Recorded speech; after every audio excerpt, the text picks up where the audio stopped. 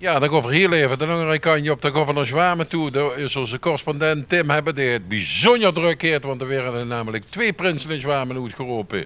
Zondagmiddag de prins van de hopslokkers en zaterdagavond de prins van de fopmutsen. Dus, één van u. Ja, of Wouter. Ja, of toch. Wie denkt het Wouter? Ik kan niet van verklappen, een paar mensen zitten in een complot. Doe wie geluid heeft! Wie geluid heeft! Doe wie ze! Wie geluid heeft! Als we moesten met jou komen meer hoor. Ik ben 3 geloof ik. Ik mis trouwens Rolba. Ja, vlog. Ja, dat is het zaken. Oh, dat is met het zaken. Oké, dat gaan we nog zullen we Kai maar doen? Want hij heeft het over dingen op tv. Zit zo lekker zo legen, man. Oh, dat is 6 november. Sinds wanneer kind zo legen? Wat dit nu ook toevallig de top 2 zijn van ons Prinsenpolice.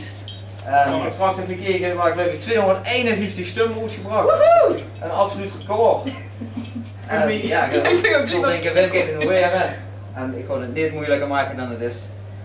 De muren, er zit net een uur in, jongen. Nu Verstappen, kind het niet laten heten, dan heb je zelf gedaan. Ik geef hem maar voor.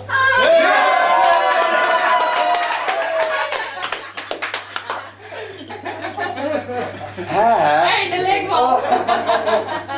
Ik ben Floor van de Groenendal, 26 jaar. En ik ben geboren en getogen in Zwamen en ik mocht dit jaar voor gaan bij de hopslokkers.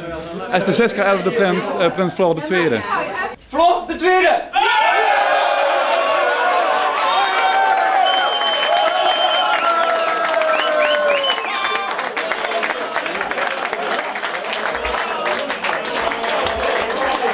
Ready for it.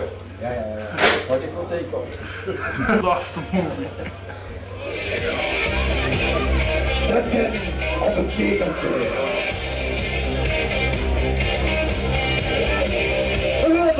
We gaan op terug.